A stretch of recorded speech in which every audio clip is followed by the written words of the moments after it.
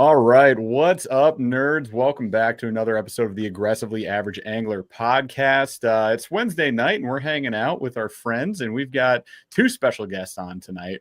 We're going to be talking about a lot of kayaks, specifically tricked out kayaks, and I think we'll also probably dabble with the whole Bassmaster Classic thing that's going on. I guess you guys maybe have heard of, maybe haven't heard of, but I've got my two special guests here. We've got Keith, who you'll see as Yak Fishaholic down there, and we got Marty Hughes, which Marty, you're Kayak Jack, right? Is your handle? Kayak Jack. All right. So Keith, Marty, what's going on, you guys? How are you doing tonight? Pretty awesome and excited to be on here. Thanks for having us. Yeah, I should have put Kayak Angler on there because I'm the Kayak Angler guy. That's kind of how this got hooked up. But the people are putting on the Kayak Angler guy. We're talking about Kayak Angler Magazine. We were gonna get there. We were gonna, kind of trickle in the information, but all right, there we go. Yeah, so we're pretty spread out here. Where are you guys located right now?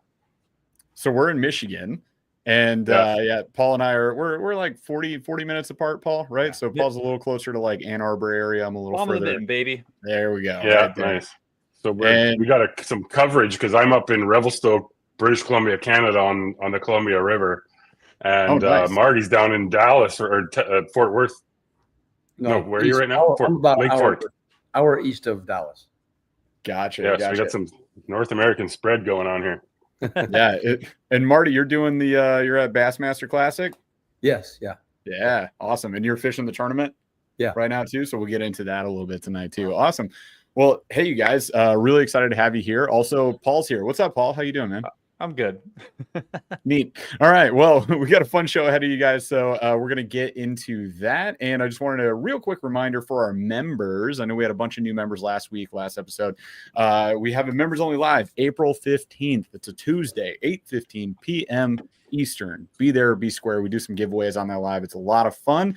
We want to show our love and support for you who love and support us. You guys are awesome. All right, Paul. Let's do the Q of the D. Let's get into this thing. Q of the D is my gig. So I have a question. We have a lot of experience actually on screen right now. So I was just talking about this before. Marty has been, what'd you say, 28 years you've been doing the kayak fishing gig, Marty? Yeah. I have not done anything except for breathe for that long. So it's super impressive. You breathed a little longer than that. Not much. But let's Keith, tell us a little bit about your background too before we get into the question, because I love this is actually my favorite part of the show, where I get to kind of hear how people got where they got and how you get into the kayak fishing world, because it's not easy. And don't worry, Marty, you'll get your chance too. That's all right. Yeah. We like to take turns here on the show. All right. No, that's good. First of all, I'd say I guess something I've done for 28 years is pay tax. Fair enough. Yeah. Unfortunately. Longer than that. Yeah. So I actually grew up in Winnipeg, Manitoba, Canada, right in the middle there. Fished my whole life, and my first job was like packing leeches and night crawlers and maggots at the fishing hole in Winnipeg. Nice. Before I was legally allowed to work, and I never got paid because my store card was always more than my pay. Too many night crawlers. Yeah, long story short, I guided in Lake of the Woods area for quite a while. I guided in way up northern Ontario for quite a while. Was that mostly bass, walleye, pike? Yep. Yeah, bass, walleye, pike, some muskie, stuff like that. All out of boats, mostly like tinnies and things like that. Nice. Then I went to university, and then I moved to South Korea and taught English for a while over there, and ended up running a school and met some people at a education fair over there, and they brought me back to Canada to run a school, and I ended up in Revelstoke here and ran the English school. One of my students was a Japanese sushi chef, and he and I are actually on the Iron Chef in Japan on the show. Way. Nice. We opened a sushi shop here called Kawakubo and did that for about 7 years. And then I actually I better say something about my wife and kids. Oh yeah, got married and had 2 kids. Got them. But then we're talking fishing, right? So that's why. So yeah. And I actually at one point when my kids were younger, I there was this job popped up called Langara Island Lodge, which is like the #1 salmon halibut fishing like destination in Haida Gwaii, like up near Alaska, the northwesternmost point of Canada, very prestigious. Yeah. I was the lodge manager there for 4 years. I was up there every year catching coho and chinook and halibut and lingcod and stuff like that, living amongst the killer whales and sea otters and stuff. Dude, wow. Came back here and got hooked up with Kayak Angler. I actually had a construction business for a little while, building shed pubs like this one. And then got hooked up with Kayak Angler, and now I'm pretty much full-time with Kayak Angler and develop these Yak-Off Awards, and now it seems like I'm on podcasts every night. Really cool, man. It's kind of my story. Dude, that's a freaking journey. I'm like jealous of that. That's awesome. So Marty calls his kayak a Swiss Army knife, and that's kind of like my resume. It's like it's a lot of different. That's like mine too. It's just not nearly as cool. It's like, I like cleaned pools and work at a climbing wall. Like not nearly as awesome. You're like the Timu Swiss Army knife. No, I'm like I'm the Timu knife. It's just there's two blades and they're both broke. Already broken. All right, Marty, kind of walk us through your kayak fishing journey, because you're also like full-time in industry. Yeah. Well, first, I mean, I grew up as a military kid, so obviously I started in Virginia, lived in Japan, Hawaii, California, and then I got on a Greyhound bus, went to Nebraska my senior year, never went anywhere else. So, except now when I travel, but I was an educator for 40 years, from teacher to principal, superintendent, and retired now. I've been retired for a while, but, and then the kayak fishing thing actually started because I had 10 knee surgeries. And I could still do things, but I had 7 on one, 3 on the other. And so I was trying to bike and stuff. And I was like, I didn't like the wind. And when I did that, so I bought a kayak. Yeah, this is 1997. I bought a kayak on eBay. Yeah. And I bought this little tiny sea otter kayak with a little hole in it. And I slid in it. And that was my exercise, was paddling around, because I couldn't do anything for a while. And I noticed the fish around me and stuff. And I thought, I'm going to bring my fishing pole out. And I had no idea there was even kayak fishing. Honestly, the only thing I knew was the Inuit Indians did it or whatever back in the day. But I had no idea anybody was doing that. But there were people out there that were kayak fishing, I guess. But so my first tug was a bluegill, and the drug was in the tug. I mean, and then I started it was 6 years before I even saw another kayak. And of course, during that time, I was in Nebraska, of course, in the middle of nowhere. So pretty much where I was at, but out western Nebraska, and the fishing was great. And meanwhile, I reached out to Chad Hoover, Dennis Spike, Jim Sammons, even booked a trip with Jim Sammons, flew out to California, went out in the ocean with him in a kayak, went out 3 miles going for sharks. And then, and he's caught 49 marlins, so that tells you about him. But and then anyway, long story short on this is that about 2004, I started a guide service that's a whole other story how it got started. My superintendent called me Kayak Jack all the time, and that's how the Kayak Jacks Outfitter started. And then I started a tournament in like 2005. Like 12 people showed up. 2 were my kids, and there were a couple canoes, a wooden kayak, and a couple plastic ones. I mean, so, and we actually did not take pictures. We had a checklist, and you checked off the fish you caught. And it was honor system, and then the winner got trophies, and stuff. And no way. And then the next year we used a construction tape measure to measure them with a digital camera, and then you looked at the pictures, and all 4 megapixels of it. Yeah, that's awesome. It was resolution. Well, anyway, for $2,000. Yeah, so for $2,000. Yeah. I saw this sport progress from the grassroots of what we did, not knowing what anybody else was doing, and then of course, like I said, I met Chad and those guys, and so we started the tournament scene. The first part of it was all about the Heroes in the Water. We raised money for that. Nobody ever won any money for about 10 years in our tournaments, and it was all donated, and then we just gave away prizes and stuff.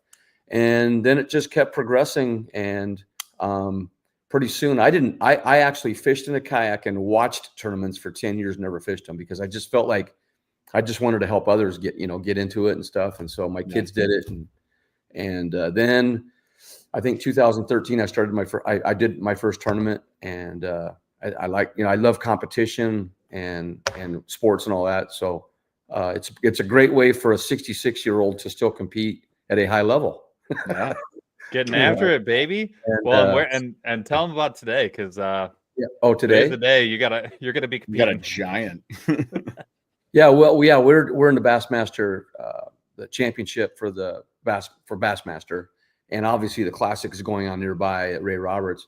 But I'm looking out the window right now at Lake Fork, and the waves are about 3 or 4 feet high right now out there in some places, I think. Okay. We did not get to go on Lake Fork, and I don't think anybody else did today either, except the birds. So, but we went to a lake in a boat nearby and caught some bass there and a crappie and stuff, and just kind of took a break, and then of course the lakes have a break as well, which is kind of nice. But no, there's 145 that qualified. I'm gonna tell you, it's hard to even qualify for this now. Yeah. And there are some absolute hammers in this. I'm telling you. Everybody at this level, everybody's got that. Anybody can do it, And practice went really well. I caught a couple over 7 pounds. That was kind of fun. And then, nice. but I had a friend yesterday catch a 10-pounder. I've seen. I had another friend the other day caught I had another friend the other day caught an 8-pounder. There's been several over 8 pounds caught here. It's nuts. It's like, wow. You have to see it to believe it. And when these fish fight, it's like they about rip the rod out of your hand, That's how I feel every time I get one of those big smallmouth. I'm like, I know exactly what I'm in for when I actually hear the rod seat like creak when it's like the 5 pound smallies. Is it broke? Yeah. That's nuts, though, man. Super jealous of you. Yeah, you got to use rope for line down here because otherwise it'll break it. Yeah. And so it's going to be a lot of fun. We today was canceled because, of course, the high winds, and I think that was a good decision to make. Yeah, because it would have been treacherous, very treacherous for anybody. Even yesterday, so we were out on Lake Fork yesterday, and nobody dared to cross the lake. It was bad. And then tomorrow we go. Well, here's the deal, though. They changed it from an 8-hour tournament. We're going to go 11 hours.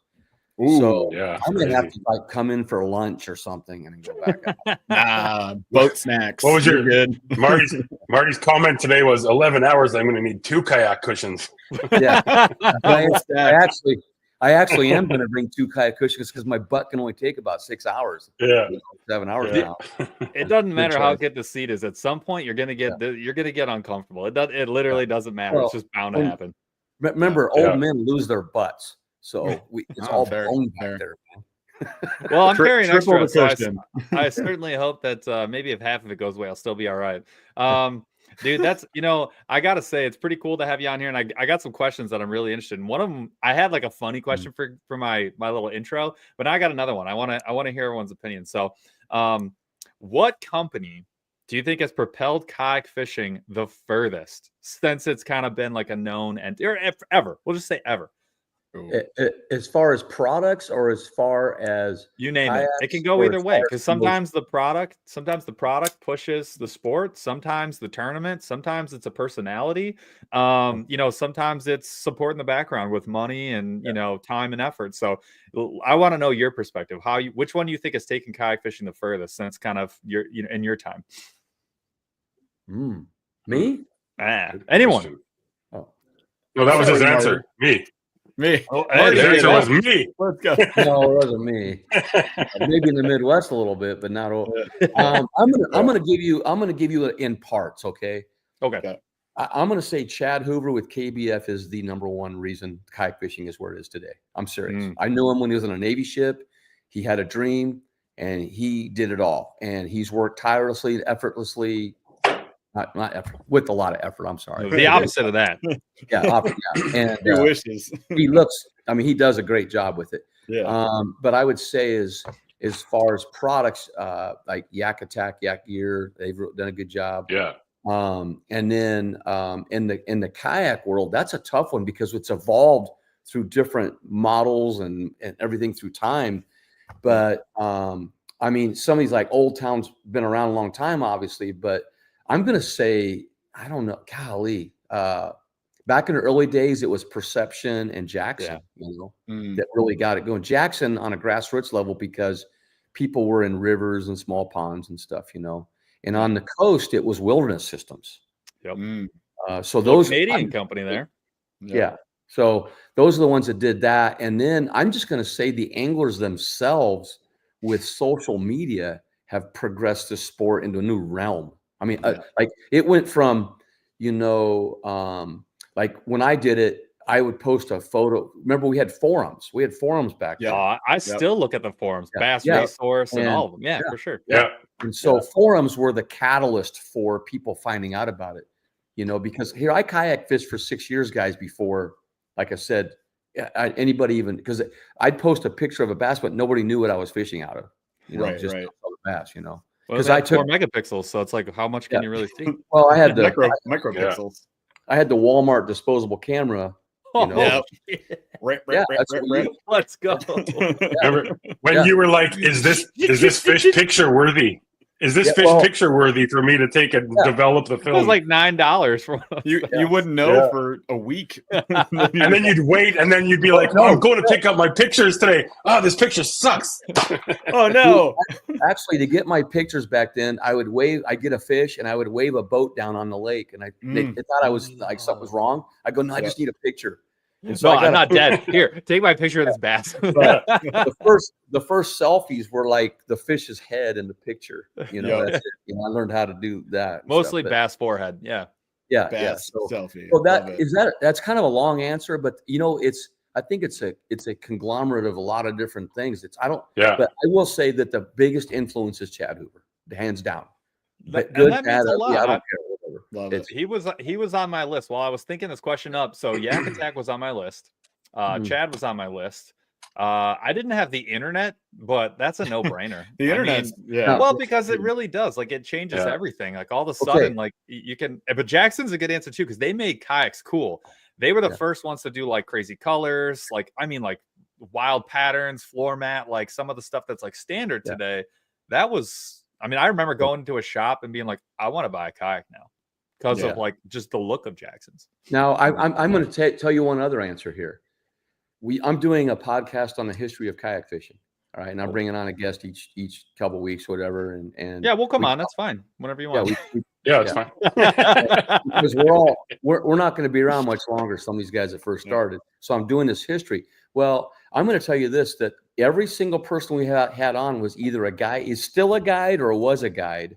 Like even myself. And think about the people's lives that they affected by bringing them out. Like Dean Thomas out of Texas, thousands of people. Jim Salmons, thousands. Dennis Spike on the upper California coast.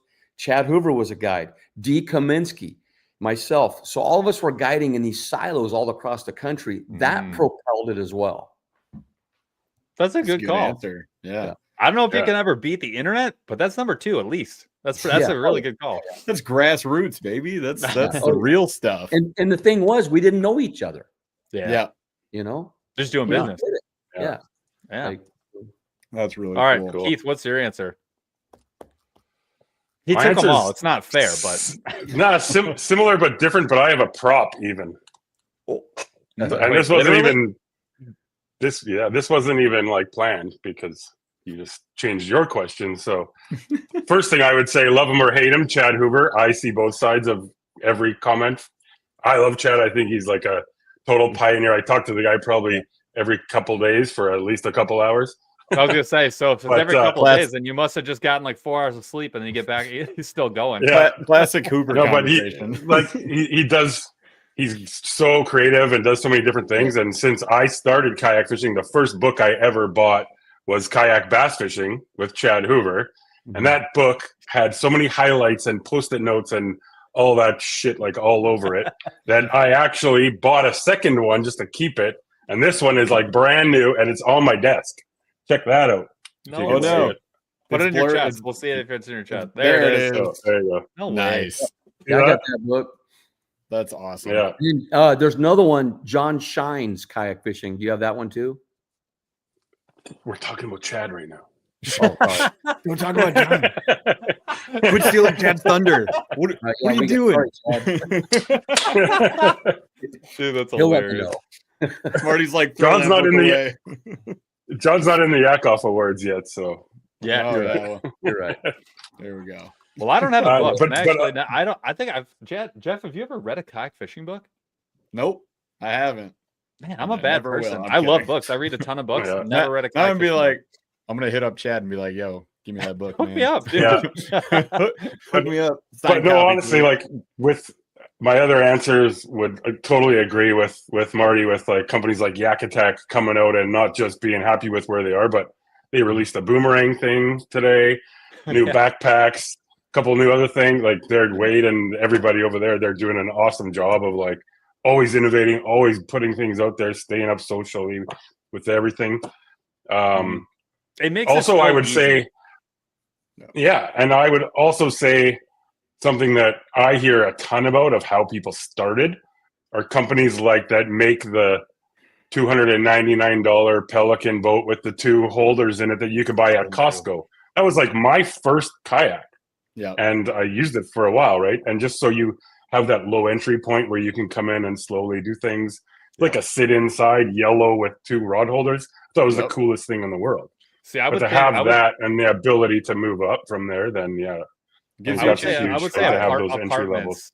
Apartments probably made more people kayak fishermen than almost anything else, because that's why I started. My first kayak was an aluminum 14-foot boat that I had no access to, could not get around in, would get stolen out of it. I had to take the motor apart every time I wanted to go fishing, like 60-pound, 58 Johnson I'm dragging by myself, like because all I had was an apartment. I couldn't fit a kayak.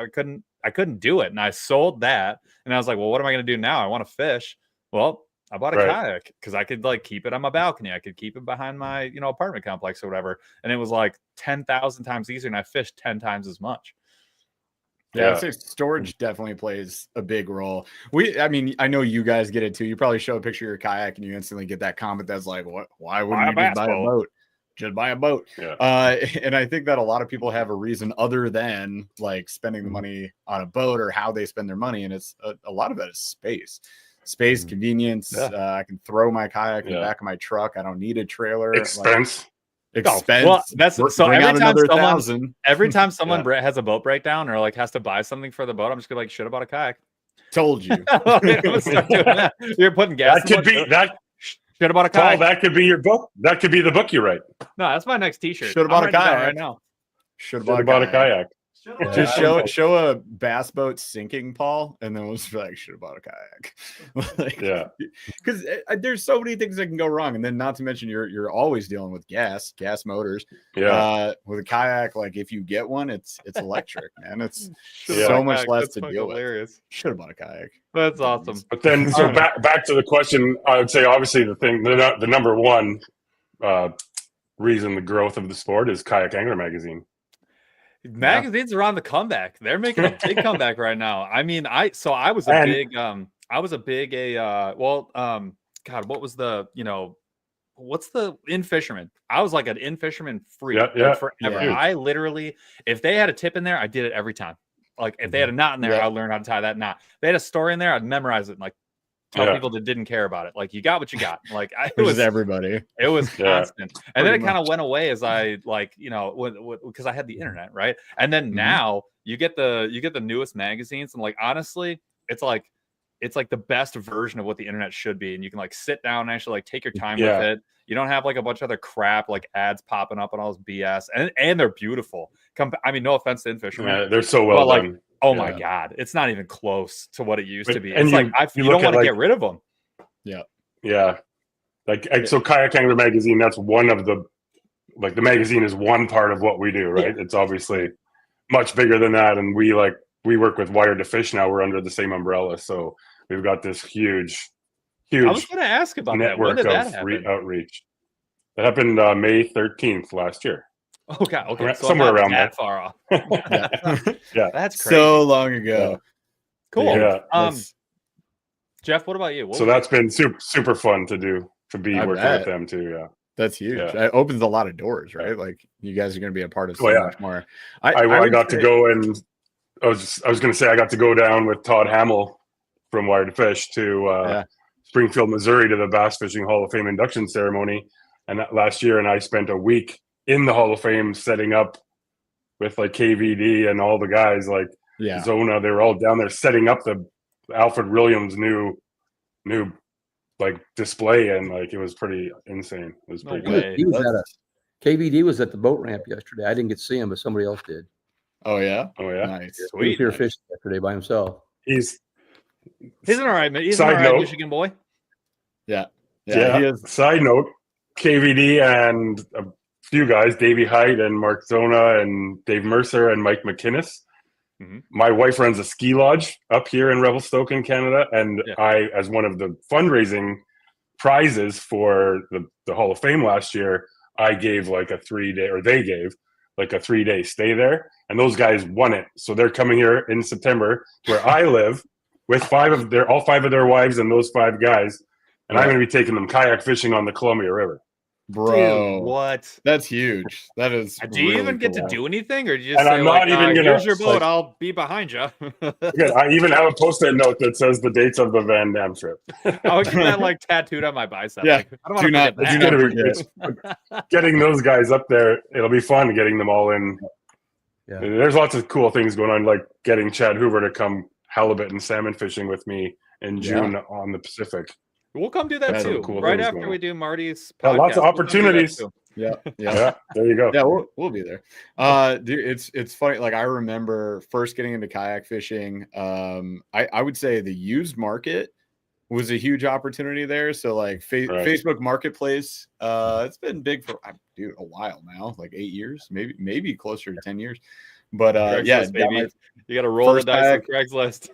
Craigslist is where I was looking, and then looking on Facebook Marketplace these days. But yeah, I got my first kayak for $100, and then Paul had a Predator MX, the Old Town Predator MX, and that made me realize kayaks can be more. And then I upgraded, Right.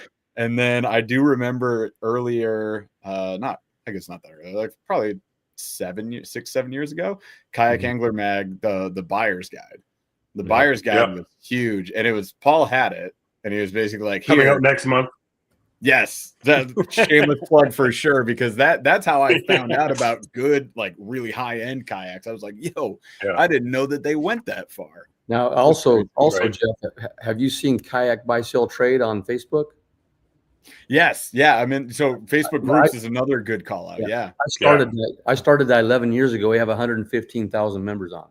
Well, shoot, there's a kayak probably out there for you guys somewhere. you Anybody looking? Well, when I go to at get my it? Outback, I know where to go.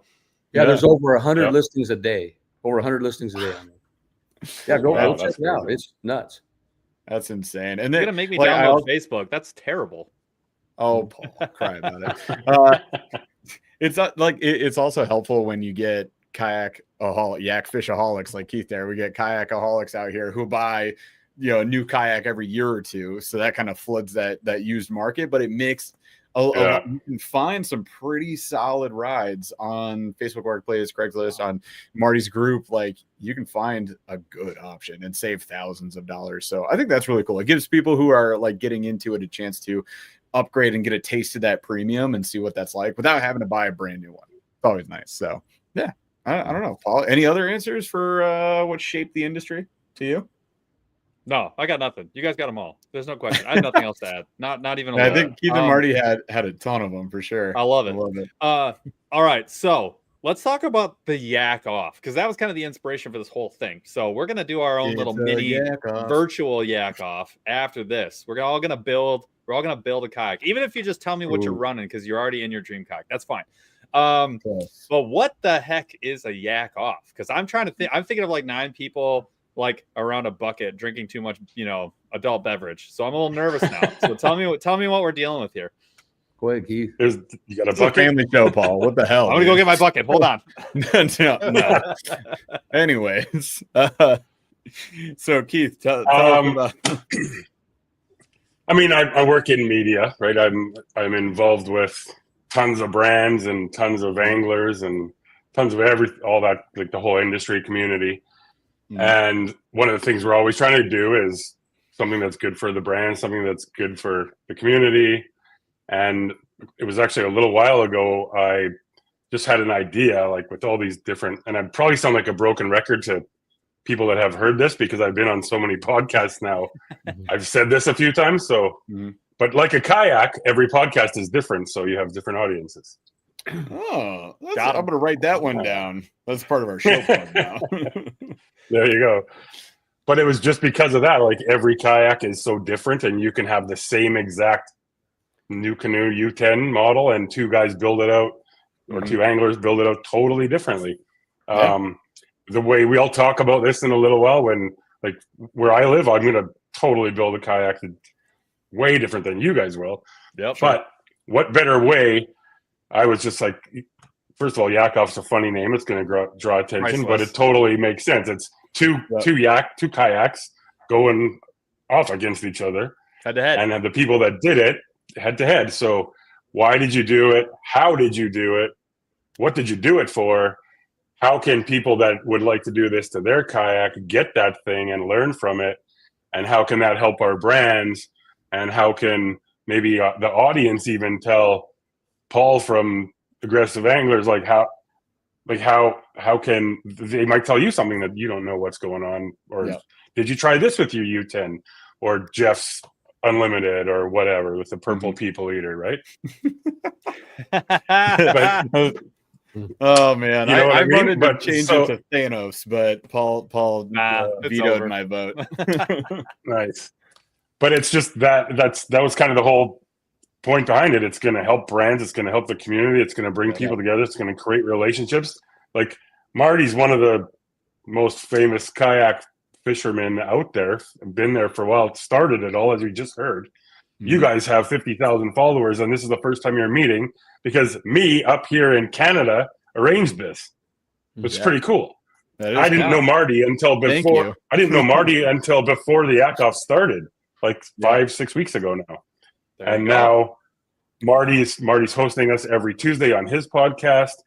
Like I've been able to hook up Marty runs, this is something else we need to talk about tonight. Marty does a bunch of like tournaments down in Nebraska in the area where he raises money for charities and different things. I'll let him tell you about that. But some of the contacts I have through brands like Hoodoo, who's one of the sponsors of the Yak-Offs and has a new owner, and Chris has been awesome supporting everybody is now supplying not only Marty with another boat, but some of Marty's tournaments that he's running to raise money for animal shelters and giving like a kayak prize. It's just been totally perfect example. And then I'll stop. If I get on a tangent, I'm going to go. You roll. But yesterday I got an email from Beth, one of the owners of Malone Auto Racks, and they make trailers and tons of different things. But she's one of the bracket sponsors for the Yak-Offs, and we had one of her guys, Sean, on Marty's show last week. And yesterday she's like, Keith, I wanted to share this email with you. And it was from a guy in New York that was talking about trying to look for a trailer. And he's been following the Yak-Offs. He's like, I know it's a silly thing, but I really like the fun of it and all the people involved. And he's like, I've been looking at getting a custom trailer made, and I went back because of your support of the Yakov Awards. I wanted to support you. So I just ordered this trailer, which is about a $5,000 plus trailer, and got his buddy to also order a different trailer that they make. But he shared that with them. Then she shared that with me. Then I shared that with our whole Delta Digital group, trying to just pump my own tires here. But then I went back to those two guys that shared that with Malone, and I was like, that's so cool. Thanks for sharing that. I'm going to send you a year subscription to Kayak Angler and send us some photos of your new trailer when you get it. And just like, it's a big world out there, but it's a small community. And the Yakov Awards have been like bringing us all together. Like I wouldn't have met you guys. I texted you this week, right, Paul? Yeah. It was like earlier. Made this it week. happen, baby. Yeah. It worked out great because we're in the middle of his U10. Well, we were in the middle of the U10. Exactly. It's done now. Yeah. But and now, we just re-rigged our new canoes. So yeah, that's perfect. Yeah, and now that's going to be. Hopefully, you guys will enter that because now we're going to be running another Yak-Offs Part 2 in the fall, and we're going to do. And the goal for the Yak-Offs down the road is to still have these monetary prizes and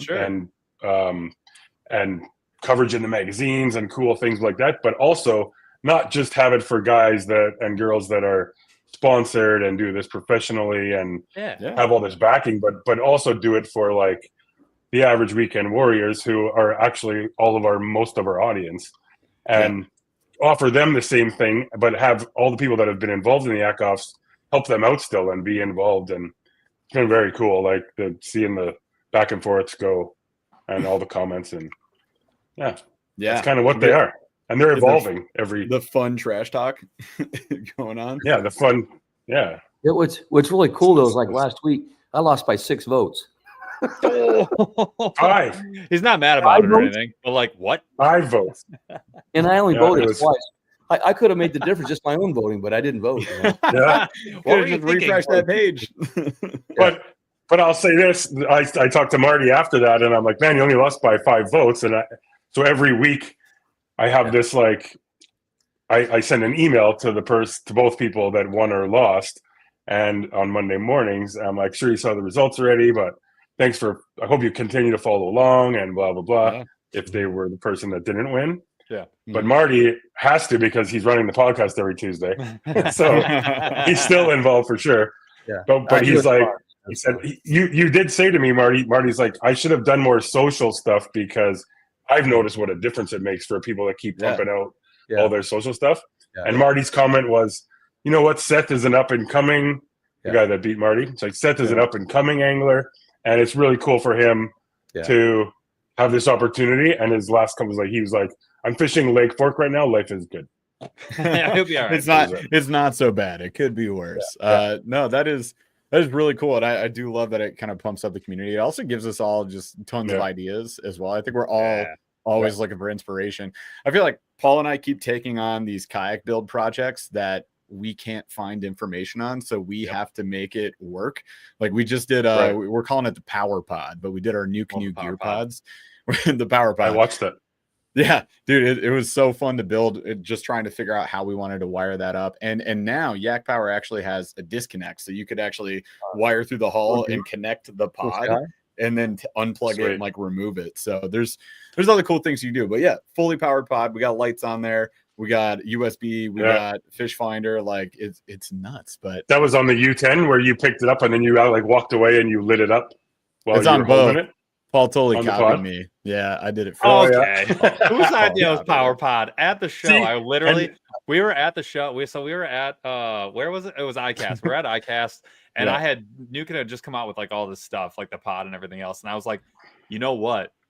Because like they make these 20 amp batteries so small these days, I was like, dude, you could literally make it where everything is just self-contained in there. And then this is a big thing for me. I would never win, but like I like to show off like my kayak because I love my build just because for me it's perfect. And I was like, you could literally have everything in your kayak removed in 3 back and forths from the trunk. The pod takes out all your electronics, and then like all your stuff. You get the motors, you get the motor and the battery, 1 pin, boom, you're walking out, and then you just grab your battery and like, dude, or your crate, and like the whole kayak's empty. It's insane. So that's cool. Yeah, one thing that I've done before too is I do it a lot. I count how many items I have on my kayak, and it's in the 30s now. Oh yeah, that seems low. Like individual items. These are things that I take off of the kayak. Yeah. You're not counting your Ned rigs then, eh? No, I'm not each individual. 1, 2, the entire Ned rig box. The other thing is, I have a YouTube video that I made. I don't know how many. It's long time ago on how to make a stern light. Yeah. For like nice. $4. And then my transducer, I had it on the external part of my kayak, and then went through a plastic snorkel, to hold it on. That's just stuff like that we did. And now look where we are now. Yeah. We're spoiled. We're spoiled rotten. We are spoiled rotten. Well, and that kind of. So my favorite, the one thing that I was nervous about with the Yak-Off that I think is not happening that much is like I was worried that it would be like a $30,000 build is like guaranteed to win, but I don't know that I've seen that like at all. Like I think the creativity is really like getting people the W. Yeah. Yeah, that's why it's cool because we've had 2 massive underdogs win, like compared to other social followings and stuff. Yeah. And that's why it's cool because people are actually Like they're like, oh man, I'm going to learn something. I'm not just going to vote for this guy or girl just because. Yeah. And like even like for me, I was telling Paul when we chatted on the phone earlier today, Blake and Brian from New Canoe just hooked me up with a brand new 25 Unlimited that's sitting. I haven't even put the padding on it yet. Like haven't opened the boxes. Like it's so now watching what you guys did with your two builds, I'm pulling from that, right? And you're not even in the Yak-Offs, but oh yeah, that's cool. Yet, but the best part about watching, we should. Yak-Off. Which New Canoe is better? You're like purple or gray. Well, mine's the Arctic or the tundra color. I was going to ask my favorite color. I love that. Yep. The tundra with the green, and I named it Commando. Commando, I love it. It's Commando or Predator, one of the two, but Commando. The Schwarzenegger vibes. Now you gotta just get some Arnold stickers to pop on that thing. I love naming them. I love getting decals specifically for them. So we Paul made a Thanos decal that I'm gonna slap on the purple people eater. Now I gotta find an old purple people eater decal though. That's what I find. Mine, but let's make one. Yeah, was that Marty? The name of mine is Dawn to Dusk.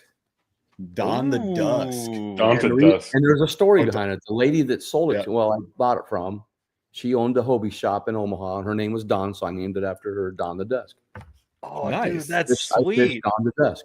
And tomorrow, literally, Dawn to Dusk. Yeah, you're kind of stuck at 11 tournament, baby. Let's go.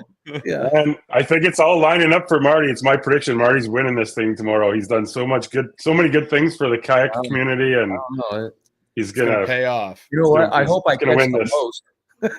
There you go. I got to get a lot more numbers up there for my 25. All you need is like a 20. Get a 24-incher like every 2 hours and 20 minutes. Oh yeah, I figured that out. If I can catch one every 2 hours and 10 minutes, I'm good. There you go. That's how you win. Eat snacks for an hour. Yeah. Well, you're gonna need to take a break anyway, so you need a few breaks. You got that lunch break. It'll be like 3 hours long or whatever you're gonna do.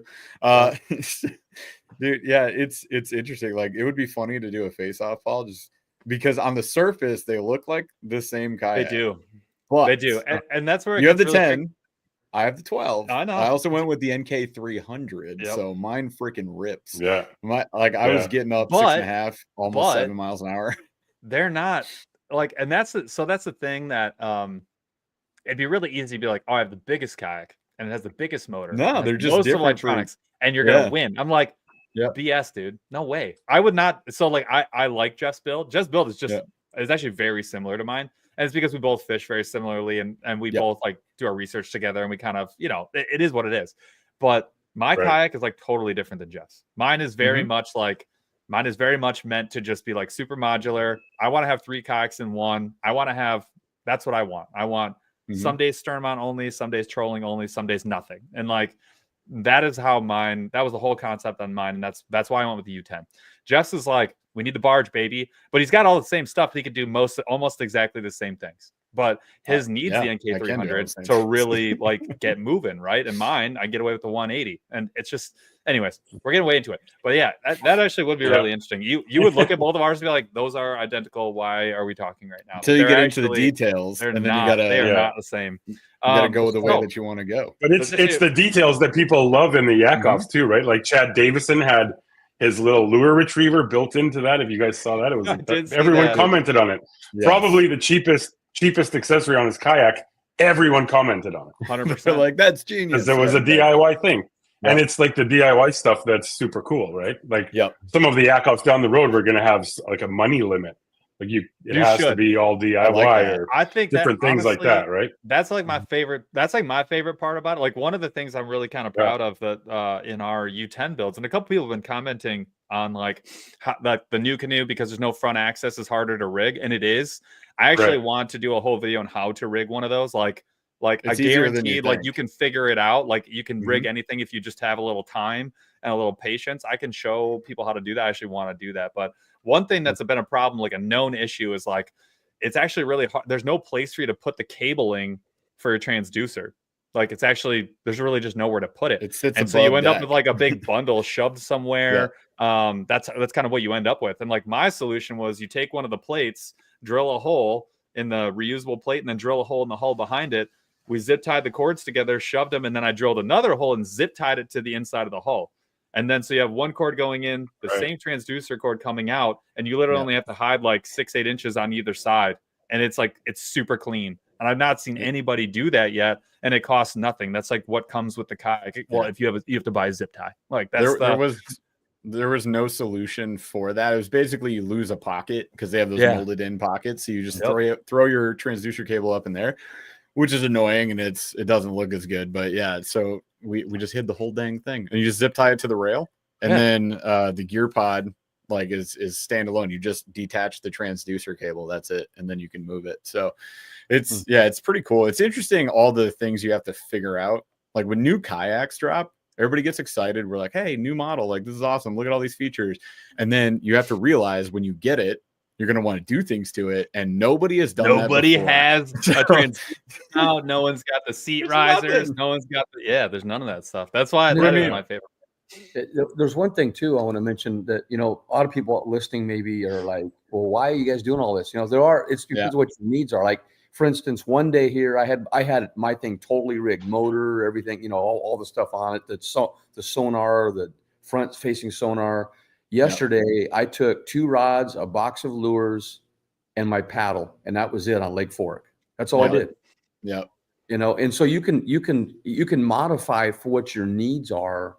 When you do that, and that's the main. And then we made a comment here, Keith and I, here a while back.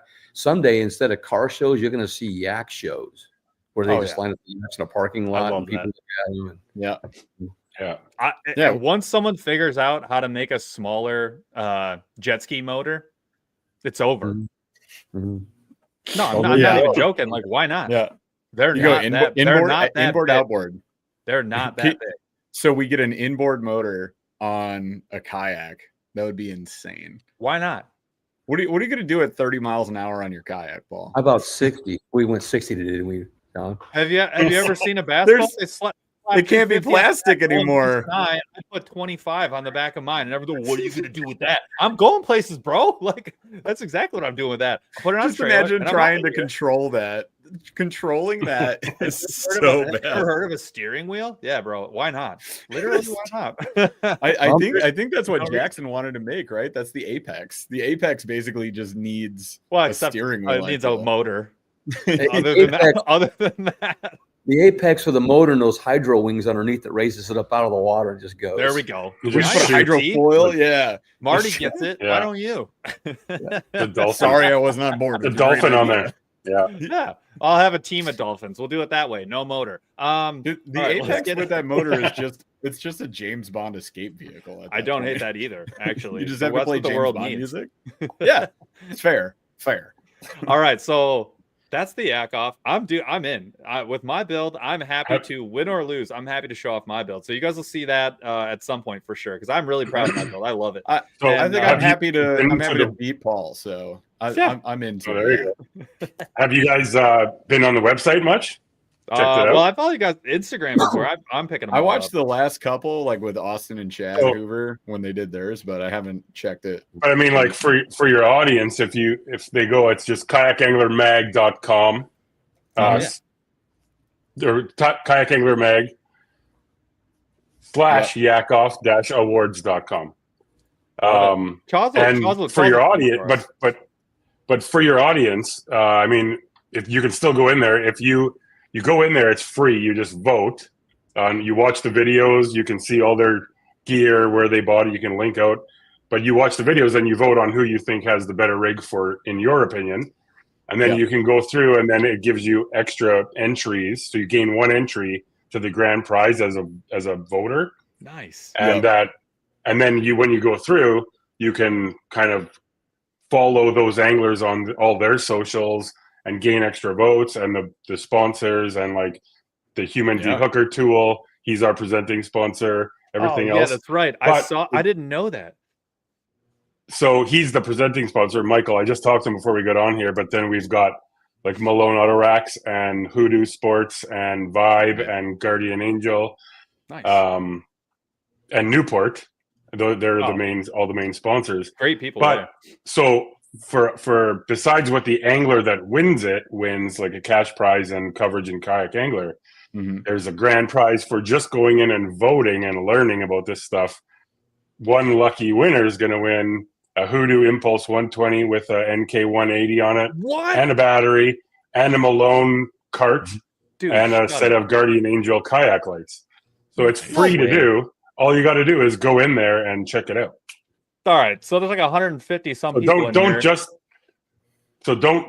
follow it on Instagram. Go to the website, watch the videos, vote, and then you could win about it's about 3,400 something US, which is like 10 grand Canadian these days. 20,000 Canadian. That was $1 million. That wasn't fair. Seriously, you guys have pump it out. That's why I keep telling people pump it out there. And the other thing we've been doing, so all the 16 anglers that are in have been getting some products from our sponsors like D-Hooker, like Guardian Angel lights, that they are keeping one for themselves, and on their social channels, they're coming up with their own giveaway. So they're going to get to do that. Nice. So that's it. All right, so everybody here right now, go watch some sweet kayak builds, get some cool ideas. And there were some people here who were talking about like, oh man, how do we rig our new canoes? I was like, well, you can DM me and I'll help you. Or you can just watch all these people who actually know what they're doing, and go watch their builds. Or you can go there and sick hoodoo. Yeah. So and you might win a sick hoodoo and geared out. Plus, also you can go where Marty's kind of profile picture is, and it has his socials under there. You can go and check out how these three, say for example, you rig out your new canoe. These 3 people out of those 16 that have new canoes, see how they take a bit from each one, throw in your own stuff. Yeah, that's the whole point of it. And it's great. And like I'm on there right now, seeing these videos. I'm over there with like a $200 like lifetime. I'm like, what do I do? Could you imagine having all this? Yeah. We have a remedy for that. It's called doggy paddle. Yeah, there you go.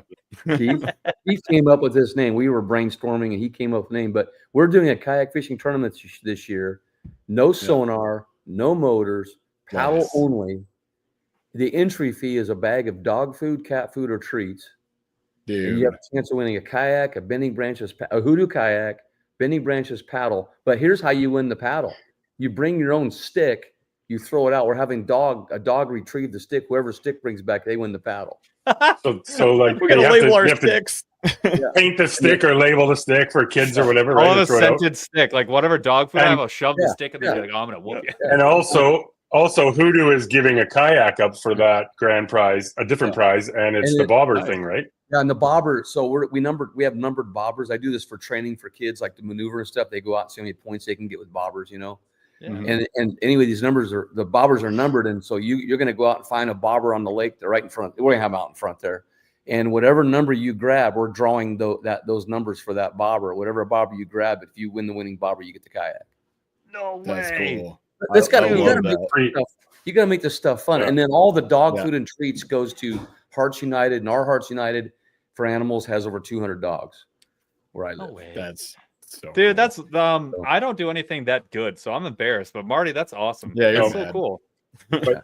And that's also a cool thing of the Yak-Offs brought this relationship out that I've built with Marty now, and I've been able to use my connections with a bunch of these brands to hook them up with prizes. Yeah, because it's for like, and they're like Chris from Hoodoo was on our first week show, I think, and he's like, I'll drive it up and deliver it to you. Yeah. Oh yeah, if you catch 23-inch bass, that was another one. Yeah.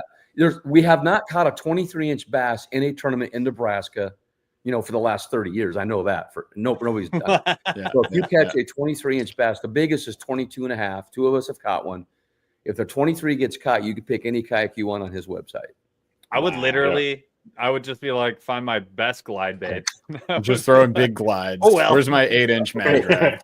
Get this. No one has done this yet in the country. No one has done this. Wow. I do a catch all you can, like an MLF series. Yeah.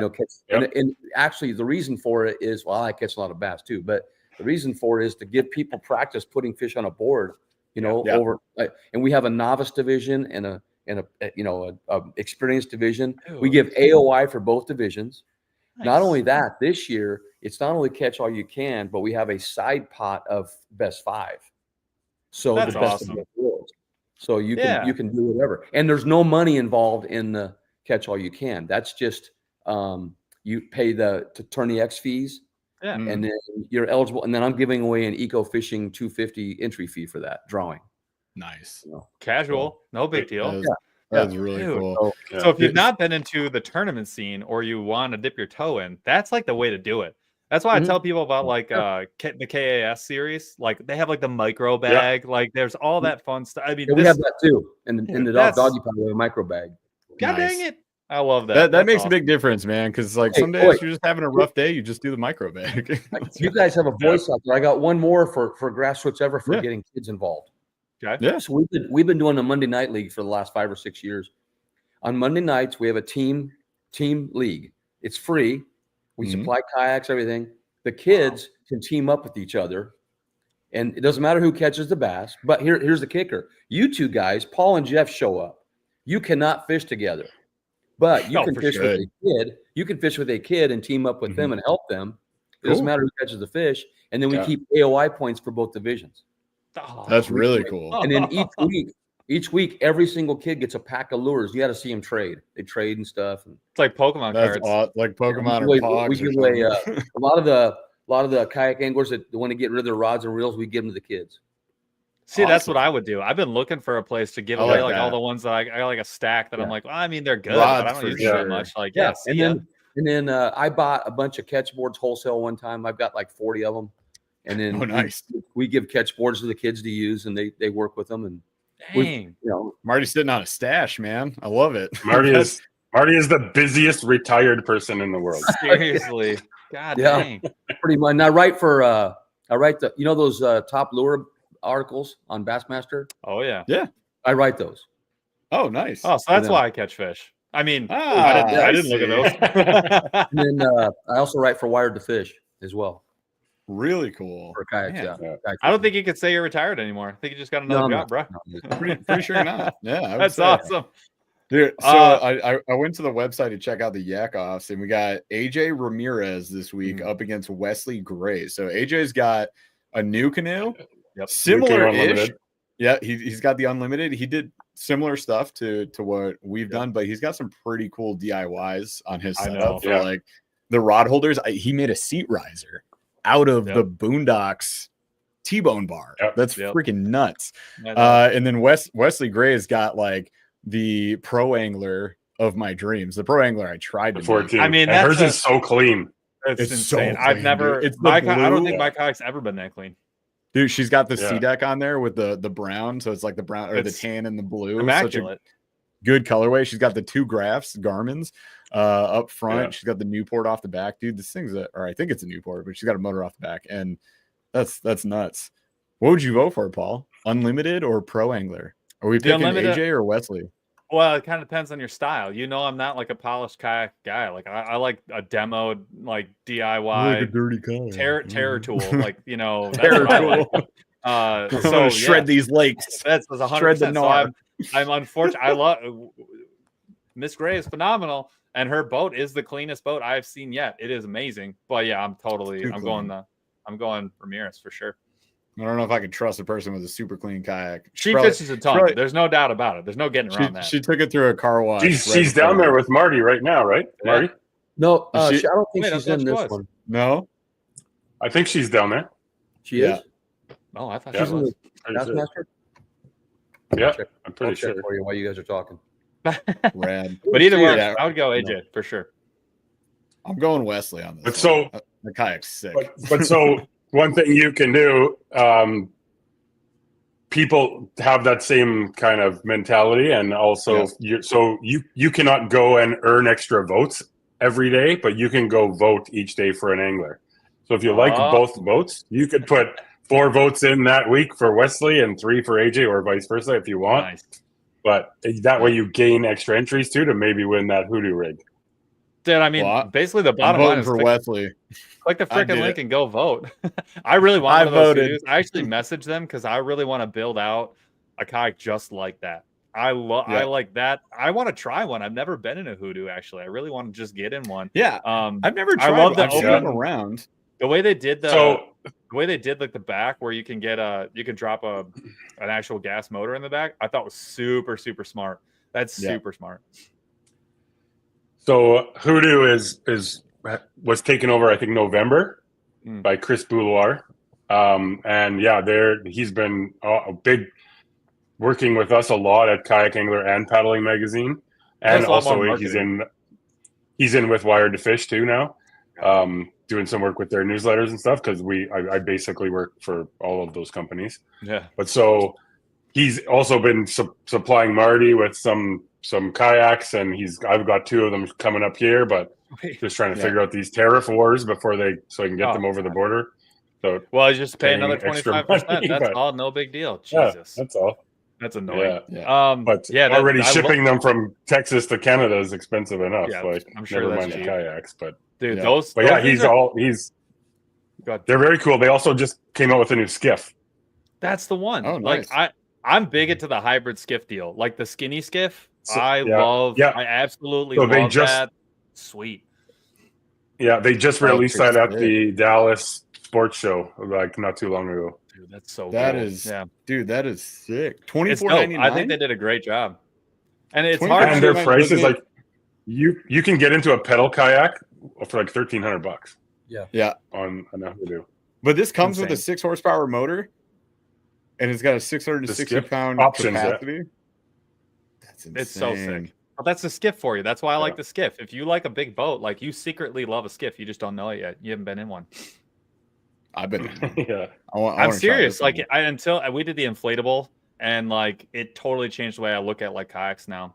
Now that I've been in one of those skiff hybrids. But all right, so we're gonna do this fast because we've been jacking jaws over here, talking Yak-Off, which is great. But I want to build a kayak. So shopping kayaks. This is the second half of the show is we're each gonna I'm gonna go category by category, and you get to you're gonna pick and choose what you want. So we're each gonna do a build, and you got to explain why you're picking what you pick, and then and we'll go kind of around the horn and like each pick our thing. So the first thing is obviously it's the base model. So you grab whatever kayak you want. It's got to be a kayak.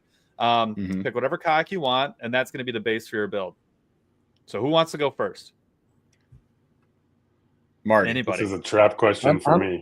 I'm taking the Hobie Outback because I can go anywhere with it. That's what I was gonna say. Dang it, what? Are you serious, Jeff? Can we not repeat answers? We can. Oh yeah, for sure. You're not going to get back where I get to with the Hobie Outback. Word. Yeah, I totally agree. That was going to be my pick too. Faster because I can pedal it. I can pedal as fast as a motor goes, so I'm not worried about that. Oh, hustling! I love it. All right, so Hobie Outback for Marty. Well, Keith, what you got? Well, hold on, Jeff. I want to know why you would pick it. He just said it. Get anywhere he wants to go, and he can pedal it really fast. But that's your answer. That's why you would pick the Outback. Oh no, I was going to Keith next. I was coming back to me. What are you talking about? All right, Keith, what's your go-to? What's the base? I don't know. That's a very tough question for me to answer. I work with all these brands. Well, it's so you're the guy. You got a lot of kids. Yeah. You can only pick one, but they're all great. But also, it's a different answer for me. You guys are out there bass fishing, right? I mean, I grew up. I love smallmouth fishing. It's my favorite thing in the world. But I've fished Lake of the Woods for all those like smallmouth, largemouth, musky pike, walleye, lake trouts, those things. But then I moved out to BC, and now I fish like rainbow trout, bull trout, big ones, and like specks up the river. And then I worked on the coast fishing salmon, halibut, lingcod, like all 5 species of salmon, sharks. So you're on the Columbia. You're on the Columbia. Kite fish. We're gonna make it specific. You're on the Columbia. What are you picking specifically for that? Even though you would love to pick all the 38 other ones, but you can only pick one for this one. Take care of something. So I'll answer that in a couple different ways if I can. I can't pick. I guess I can't. But one of my favorite boats that I have to fish out of is still. I mentioned this to Paul earlier. The Ocean Kayak Trident 13 from back in the day. Yep. Because when I'm going trout fishing and I'm going up super shallow waters, it's not the best boat to stand up in for one, but I can go out with a milk crate and 2 rods. I don't even need a fish finder on there, right? Like I don't need a locator. Yeah. But if I'm going, I just got the unlimited so I haven't had it out there. I've only paddled it around at ICAST, really. It's hard for me to say. Same with like a lot of the other, like I really, really like the Vibe Shearwater on the Columbia with the perch because I can stand on it. I can, the perch is like the flat part that goes on the seat when it's folded down. Yeah. And the Hoodoo boats haven't arrived yet. So Chris, where's my kayaks? No, but but the Vibe Shearwater, when I'm out there, I can be. This happens a lot when you're out on, like, say, the Columbia, and I'm trout fishing, I'm trolling, and I don't need live scope, and I don't need all of that stuff, and I don't need forward facing. The most important thing I need to know is if I'm trolling for kokanee salmon, I need to know that my speed is exactly dialed in. Right. Because if I'm going 1.7 or 1.9 is a difference of not catching those fish. Yeah. And not doing S turns and knowing. Yeah, and not, you have to do these S turns, so when you're turning inside, this one's slowing down, this one's speeding up, and vice versa, right? Yeah. But at the same time, then I come to an inlet, and I can grab that boat and flip the seat down, and now I'm standing on top of the perch, and I can pull my fly rod out, and I can start fly fishing. That's awesome. So if I'm going offshore on the coast, probably something like the New Canoe Unlimited would be awesome because it's crazy stable, big platform, and it's the ocean, right? Yeah, yeah. It's hard for me to pick one. Like, my honest answer would be, if money was no issue, I probably wouldn't stay in one place. I would travel around the entire world and kayak fish as many places I could.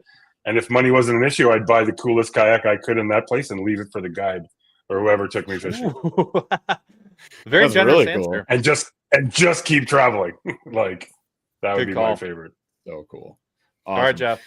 Yeah, I mean, I feel like we keep going back to this, Paul. We talk about this all the time, but the Hobie Outback would be amazing. It's the only thing that would draw me back to Hobie. I'll tell you that right now. But not the PA, not the old, not the PA new with PA. The 180. The old PA with the 180, sure, but not the new ones. Yeah, not the. I can't trust the 360 again, man. It broke my heart.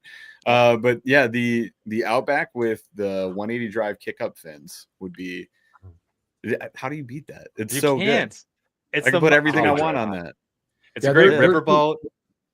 On that, Jeff, there's been some comments about what if your drive breaks. And guys, I modified. I have a 2019 Outback, has over 800 trips in it. Okay, and I've been on the roughest stuff you can think of. It's still going. I have a 3D printed front piece instead of a spine. You pay $400 for a spine. I paid $30-something for this little piece that takes that place. I also built my own kick-up fins on it as well. You can make your kayak more durable and find ways to have success with it. I'm just not gonna. The Outback, you can pedal it, you can paddle it, you can motor it, and you can sail it. What kayak can do all those? Well, and it's I think it is pretty nuts when you think about, like, the number of people that are river fishing in Ohio, on it, that are in California offshore, fishing on it, and the number of people that are lake fishing in Texas on it, like, and are able to do everything that everybody else is doing without question is completely nuts. Like, I will tell you, the best. This is my opinion. I think the best, if you were just a tournament bass fisherman, I do think the PA is probably the best hull. Does not have the best drive for sure, but probably has the best hull. It's insane. That hull is completely nuts. Yep. But it's also super expensive, and it does have a lot of, like, serious problems. And that's really the only thing it's very good at. It's not very good at a lot of other stuff. The Outback's good at everything. And I mean, the Outback is still expensive, which kind of hurts, but it does hold up. It's amazing how well that design, the newer version, the one that Marty's got, has held up. That was gonna be my answer too. Actually, if I could just have one, that would probably be the one for me too, which is kind of crazy. That was like, that's the other really cool thing in that dollar range. Now you can get such great high level kayaks for around that $2,500, like Bonafide or like there's so like the new Canoe Bonafide. The Hoodoo is even less than that, and you could build up that, and there's just so many options that are. That's why it's awesome, because you pick what you like. And you can't really lose. Like it's always trade-offs. Like the new canoe, I absolutely love that boat. The Unlimited and the U10 are insane. There's so many cool things to love about them. And actually the new, I'm really hyped on the Slayer, the new one, the LTE that just came out, the pedal. Oh my God. Like what and then, I mean, we talk about our favorites, but if you only pick one, that's the one I pick it because it does do everything. And I do have like this secret dream of like, you know, pedaling out into the ocean and catching like just some like gigantic fish. Cool. That is like on my bucket list. I want to do that so badly. It hurts my soul every day I wake up and don't do it. So yeah, it's the Outback for me too. So it's crazy. I went down to a side note. I went after ICAST last year. I went with Kristen, our publisher at Kayak Angler and Paddling Magazine, and Rick Burnley. You guys know Rick Burnley, obviously, like our editor. He came, the editor of Kayak Angler. Yes. We all went down there, and we were supposed to go offshore fishing off of Jupiter, and the weather was crap, so we ended up going out for peacock bass and clown knifefish, which was awesome. Yeah. But they guess what boat they had? Outbacks. That was the guys that took us out were Outbacks. But it was to either we were going to use the same kayaks to go after those fish or to go offshore for monsters. It's totally nuts. That's all right. Cool. So that's the boats. Next is propulsion. What are you picking? And it can just be pedal. It can be paddle. It can be whatever you want. Paddle motor. What do you get? The pedals come with maybe your kayaks, so that could be with you. But which one are you picking if you can only pick one? I'm going to say pedal because it's spot lock, human spot lock. Yeah. With a 180 drive. It's human spot lock, 180 drive. And I mean, you got to have a backup system, of course, a hand paddle or a paddle. But but propulsion wise, because the speed factor, the maneuverability, getting around forward, reverse, in tight spots, out of tight spots. That's mine, hands down. Pedals fair. What about you, Marty? I'm sorry. What about you, Keith? I kind of agree with that. It depends what type of fishing I'm doing too. Like I really like using the Bixby when I'm kokanee fishing because I can get it down to like those low speeds and totally control it super easy and pull it up and off like so fast. Good call. I've got an NK 180 and NK 300 en route to me right now to rig up some of these kayaks with. So I'm probably putting 180 is going to change your life on that unlimited. Yeah, the 300 is going to go on the unlimited. So. Yes, good choice. Oh yeah. Oh, get ready. That's a lot of horsepower. You're going to go just fast. But it does. Yeah. Are you using the foot pedal system, or are you going to use the new? Or are you going to use the new EPS? Yeah. So the EPS, just a heads up, you have to make sure you use a locking net on their quick connect system, a locking nut, and then otherwise your whole system will fall off. And then number two, you need to adjust the tension on both the motor in the back and then on the pedal. Otherwise, turning so hard is like really hard. The heel down. So have you guys seen or tried the new pegs from Source Crate? Have you heard of those? We know a lot about them. we tried the ball bearing ones? The Big Adventure ones. Yeah, Big Adventures. Saw the Big Adventure ones. Saw that Source Crate drop those. I actually messaged them and I was like, "Hey, tell me a little bit about this." Sounds cool. It's gonna definitely be in contention with Big Adventures one that just dropped. But yeah, like have you tried them? We saw them. No, I did try it at ICAST last year. I think that they had it at ICAST last year. So I tested them out. They're sick. Like that. They're super slick. Dominate the flat pedal system. It's pointless. The only thing that beats it is the EPS system. That EPS system is the EPS is insane. So like, sweet. If you do use the EPS, that's where I was saying like you got to tighten that bolt down for the 300 because the 300 is it's a lot of power. Beast. You can go 7. You go 7, which is crazy. On little ponds, I'm just like I'm like 6'3", 6'4", 230. That's just you're gonna go set. That's me. Probably same. We're about the same size. Yeah. So weight. Hey, raise your hand. I have found out weight means almost nothing. No, like does it raise your hand if you think weight means when you get one of these like motors? Like I always think like weight is like the main factor. I don't think it is at all. I think it's hull shape and nothing else. I don't think weight matters nearly that much. I've seen other kayaks that have like almost double or triple the amount of weight that I've had in mine go within like half a mile per hour with a similar or slower motor. I don't think that weight matters that much at all. Yeah, the new canoe hull design is sleek enough that you can go super fast in those.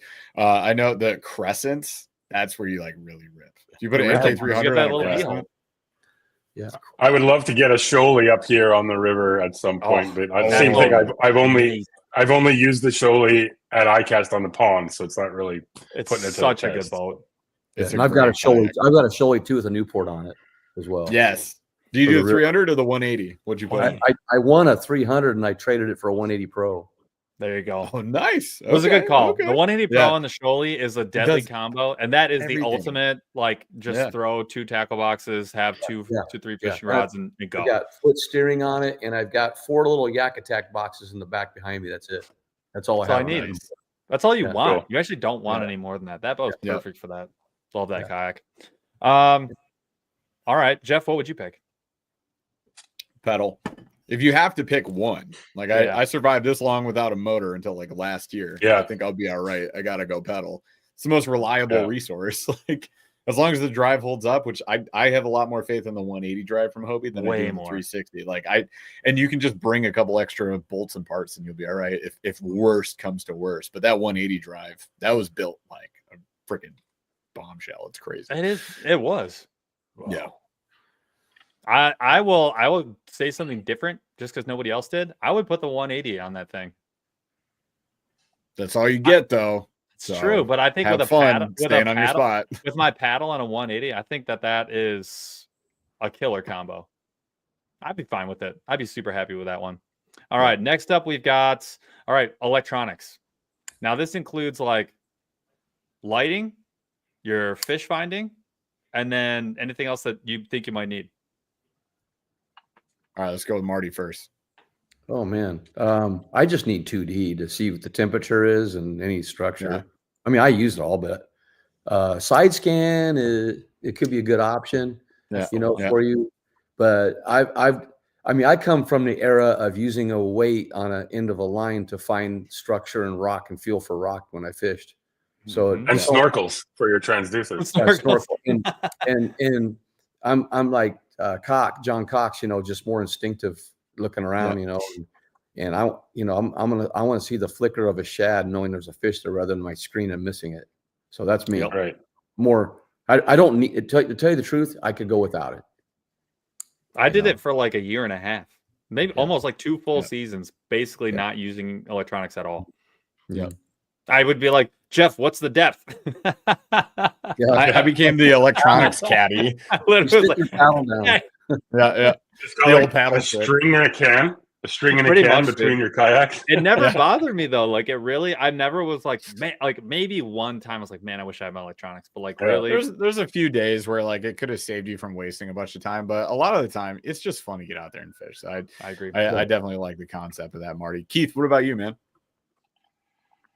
I mean, like I said, up here where I am, it's depth and structure and water temperature and speed. That's all I need to know. That's all that really matters. If I'm going further south, like towards like Osoyoos kind of area where I'm going bass fishing and there's a bunch of docks, then the side imaging and all that stuff makes a big difference. But it depends where I'm fishing. Same thing with like the motors and the pedals and the paddles and all that. Like depends what you're fishing and where you're fishing, not what's the best overall. Like such a hard answer. That's why kayak fishing is so awesome for brands, because they keep getting to invent shit to sell us. Right? It's true. Yeah. There's so many options, man. I think so. You guys would go like kind of simple sonar. I like that.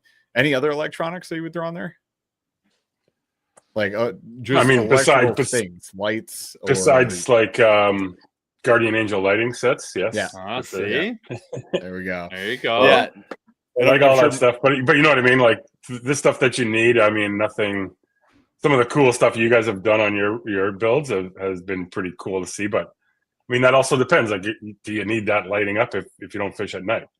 Or exactly. Or tournaments or around lots of boats. Traffic. Or sometimes if like like in Canada, we can have motors on our kayaks. We don't need red and green on a kayak, but you can still have motors on it. Oh, nice. So, Yeah. There you go. Yeah, You don't need What about to. You don't need a license. You don't need to register or get a license on it either. Oh well, that's nice. Wow. I wish we didn't have to do all that stuff. But we have to pay huge tariffs. Oh, Exactly. Yeah. There you go. Sorry. All right, My bad. Jeff, what are you doing? If what's we're yours? going, money's no object. I'm building Yeah. like my dream kayak on this Hobie Outback. I don't think I'd ever be a 2-screen guy. So even if money is no object, I'm not going to be. I like the look of the 2 screens. I just not for me. So I'll go with my 1 screen. I like having the 9 that I have. So I mean, just down and side scan though. I haven't used forward facing on the unlimited, and I don't think I'm going to set it up. We have it. Yeah. We have forward facing. Paul's is in a box because he sold all his other kayaks. Mine is on my Native Titan X. So it's like, hey, you want to go try and find stuff at a new place? I'll bring the Titan X because I'll have forward facing. But I don't know if I'll ever put it on the unlimited. Yeah. On the Outback though, I like adding a captain's council and then throwing the 1 screen up there, down side scan. I'd probably put lights on there, have the hull lights. I do it a little differently than we did with the new canoe. I'd probably run it along the hull because it's easier to access inside the hull on a Hobie. Yeah. But yeah, just like those interior lights, do the nav lights up front. I've never used my USB charger like ever. It's nice to know you have it. I have it. Never used it, so I don't know that I care about that too much.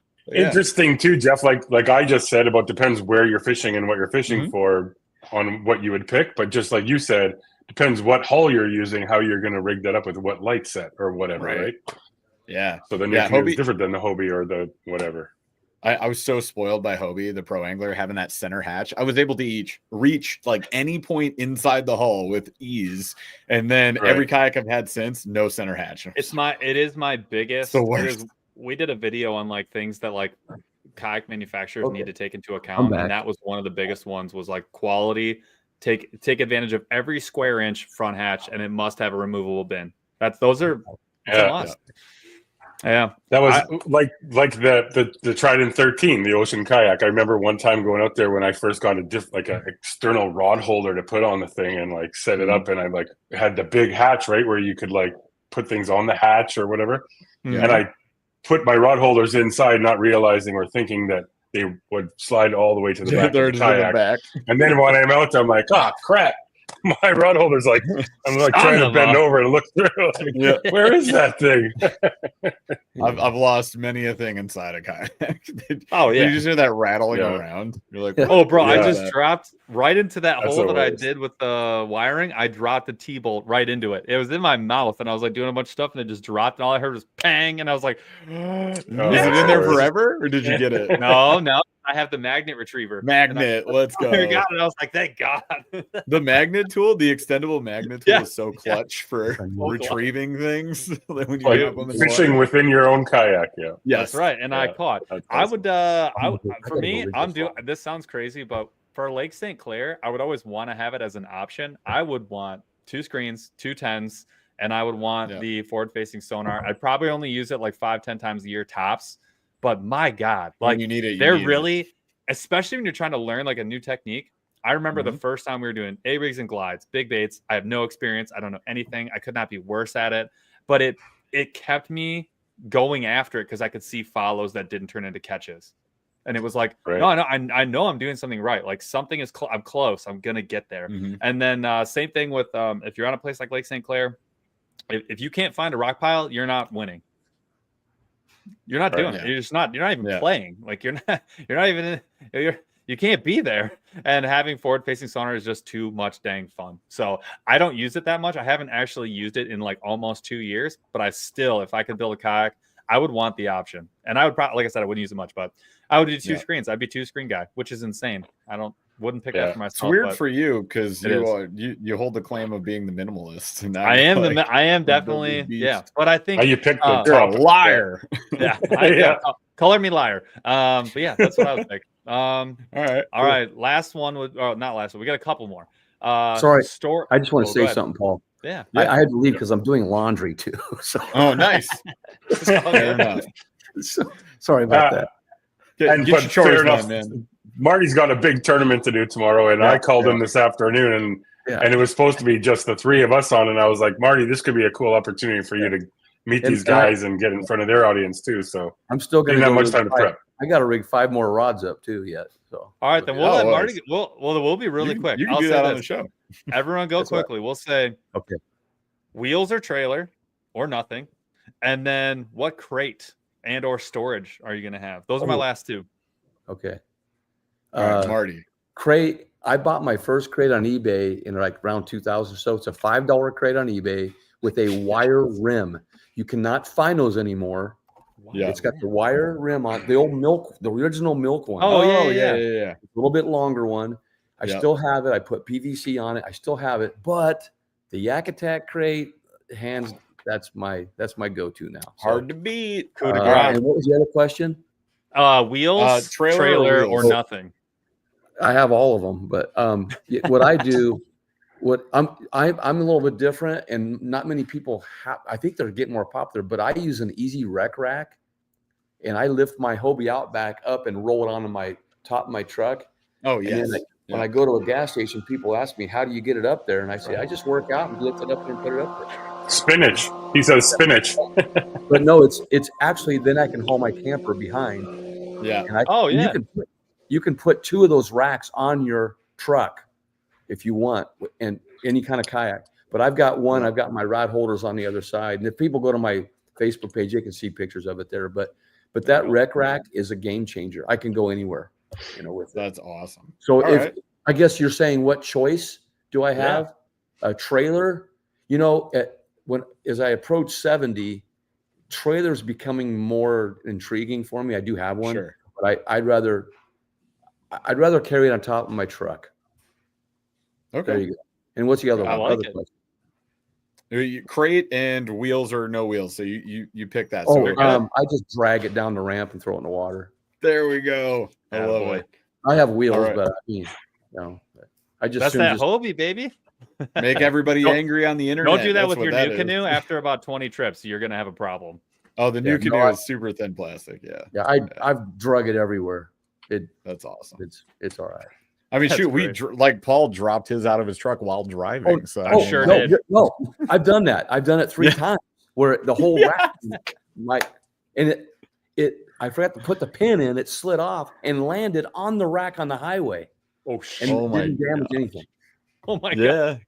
Dude, I had to buy one. the rubber. I don't know if you've had I don't know how familiar you are with the Hobie, the Pro Angler, but in the back, where the drain ports are, there's a rubber gasket around them. Yeah. That rubber gasket wore all the way down right up until the road rash, the actual turn, and it was a $12 part. I unscrewed 2 screws, swapped it, and it was I had 1 scratch on the lid. Other than that, it was untouched. Yeah. Incredible. Not bad. No, but we've both dropped our kayaks a lot. I have nightmares about a Hobie PA-14 falling from waist height, just flat, boom, and the battery bouncing up like 8 inches. Dude, I rolled mine. I rolled mine off my truck on a steep boat ramp that was like this kind of incline, and I was trying to press it up.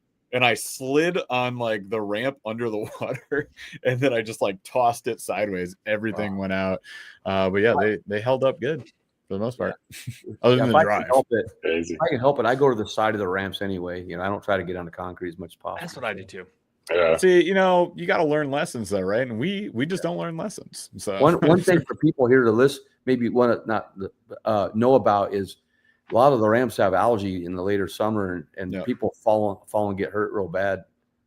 Crocs. If you're in Crocs. You got Crocs. You're done. Just go ahead and put it on your tombstone. You gotta have cross kicks, man. You do. Dude, those cross kicks actually are super sick. I love those. Yeah. It's true though. Save your life. Crocs will end it. All right, Keith. What about you? I honestly don't use trailers very much, but that answer could change quickly because I'm getting the top of the line Malone that could with the tier and everything coming next Friday. So I'm pretty pumped to try that out. But I think I'd have to stick with easy answer for those two, for especially what I have most experience with. Definitely the Yak-Attack, the bar cart. The bar cart with it's for me, I can use the hard wheels it comes with, bring it from my back shed where my kayaks are, bring it up to whatever into my truck or whatever, and then also take it down to the Columbia River flats and switch to the balloon wheels with the push of a button. Yeah. Put those on and wheel it out on like muck and slush and So right good. into the water. They're so easy. You can like just fold them down and throw them in your kayak, and they're sweet. Yeah. And on that same note, it would be the black pack. What size? Nice. 13 by 16, most versatile, and with the short stack on top with the mesh bags. Like I'm like super lucky. Like I'm just gonna lift this up. Oh, you can't even see it because I got that background. Never mind. Good answer. Yeah, like they're so good to me, sending me stuff. I got a bunch of Yak Attack stuff here. Nice. This thing I've got to show you. This came. Get yourself one of these if you haven't tried it yet. Oh, put it right here. I know what you're talking about. That's the new waterproof backpack. Try putting it in front of your face. There it is. There you go. Those things are sick. Yeah. That's that new. It's got like a computer bag and everything inside. They're so That's a cool. belt. I haven't even opened it. Sick. Yeah. And then another thing, which is something not a lot of people think about, these little cutting boards. I just used it in a video. Man, they go on. So I got two because when I use one for food if I need to cut something, but the other one for bait. Yep. Don't mix them up. Don't mix them up. Or sometimes I mix them up because I like sardines and stuff. Anyway, whatever. Perfect. But those would be my answers. Yeah, the bark cart. Until I have more experience using trailers, I don't really need. I don't. First of all, the Columbia River is right there, so it's different. Awesome. Like I can ski right there or snowboard right there, and then fish right there. Heck So yeah. Rub it in. my dude. There's no reason to do that. Yeah, that's fine. We're okay. And then the black pack, just because it's the most versatile, and they keep coming out with new stuff to do with it. Like, Can't beat it. There's some new stuff coming out. There's some new stuff coming out too that I've been playing with like attachments inside for plastics and stuff. And wow, nice. It's sweet. Pumped for All right, that. Jeff. What about you? I'm going trailer because I've always wanted to, and if I put the motors on the Outback, it's a no brainer. So which I would. Money's no option. I would start adding that stuff. So yeah, trailer black pack 1616. I would do trailer. Yeah, I think it would fit in the tank well. Yeah, I would do trailer too, only because Jeff and I fish together so much. We would be able to use one truck, actually travel, launch them both at the same time, and we would be way faster. It would save us so much time. And with filming and everything, I need the speed. I need the speed over what I like, which is the simplicity. So I would also go trailer. My favorite crate is I love that 13 by 16. Yeah, I gotta go with the same answer. Well, that's the unanimous for sure. Sweet. It's just the most versatile. It goes into most boats. It's crazy. It does everything. You take the short stack off. It's not too heavy. You got more than enough rod holders. It's whatever you want. Thing's sick. Yep. Yeah. Even so, one of the things, if you guys didn't see Seth Yates, who has the new Canoe Unlimited, when he catfishes, he doesn't use he has a 16 by 16, but he doesn't use that because he puts his cooler there, his Yeti cooler with his bait in it. Yep. But he takes his short stack off, and the short stack from the 16 by 16 fits under your seat. Yep.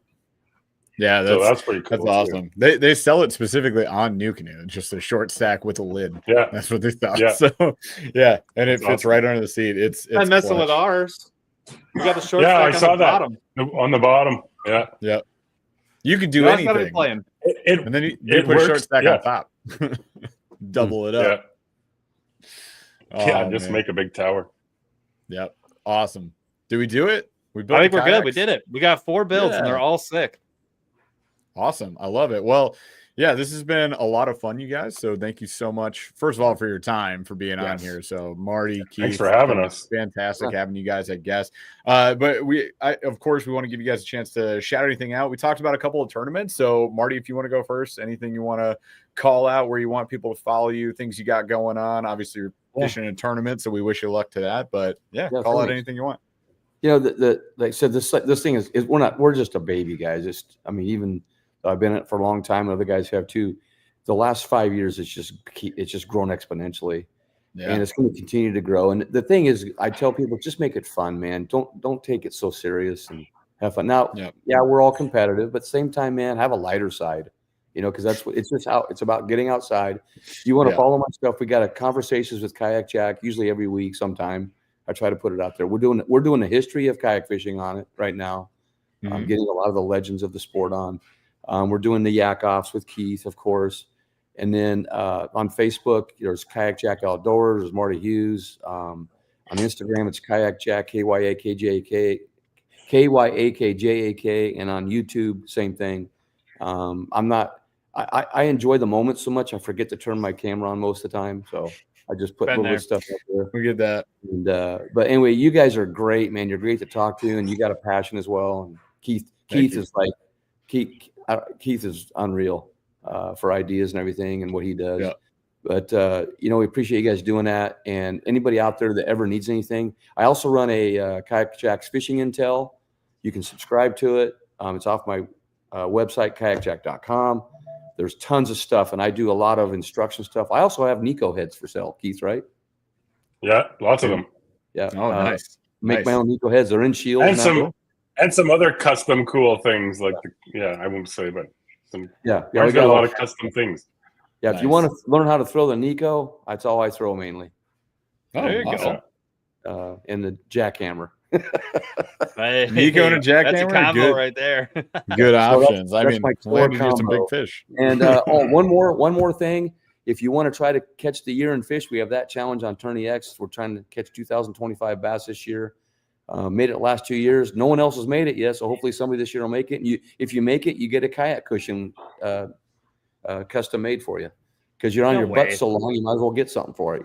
Nice. So, anyway, putting in numbers, that's all my stuff. And I want to thank all my sponsors and partners that help me out and help me promote kayak fishing, like for stuff like this. And again, thank you guys, and thank everybody for being here. So awesome. Thanks for being here, man. Really appreciate you. Yeah. And Keith, anything you want to call out, man?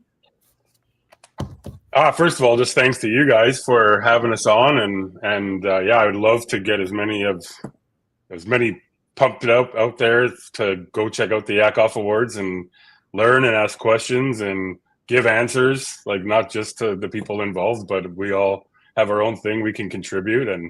And one thing I would say is almost everyone I've talked to that are up there in kayak fishing these days started with those pelicans from Costco or something like that. Yeah. So you got to start somewhere, and everyone in the community that I know of is awesome and open and willing to help and give advice. And don't be scared to go on Instagram and send a message and reach out and say hi. And just like, people are just trying to make the sport awesome, like we've all been trying to do, and it's getting there, and it's fun, and it's just growing and growing. And 100% would like to thank the sponsors, not only the sponsors of Yak-Off, but all the brands we work with at Kayak Angler and Paddling Magazine, Wired to Fish. Like, can't name them all because I'll be here for another hour and a half. But it's just without people supporting the brands that sponsor us, we can't do what we do. And you guys like you that have these followings that like can quickly throw us on a podcast and we can chat about it. And one thing I will say is, if you haven't seen the human de-hooker tool that was released at ICAST last year, he has been awesome to work with. He actually is I called him today to ask him if on your show I could do a giveaway, which we're going to do right away, if that's cool. Oh, okay. I got a couple giveaways actually. But oh man, well, you should have told me earlier. When he answered his phone, he was in the ER because he's an emergency room doctor. And a lot of people don't know this. He's not just the guy that made this tool. He literally has been like an ER doctor for 30 plus years, but he's also a captain of a fishing boat in Florida. So he's seen all this stuff. And he actually, this is how he invented the de-hooker with a Stanley screwdriver, 8-inch, in his garage. Cool. And if you haven't checked it out, dehookertool.com, DHUKR tool.com. Just go there, even if nothing else, but to watch the videos of him sticking these hooks in himself everywhere. How it works. Like, that's dedication, man. Yeah.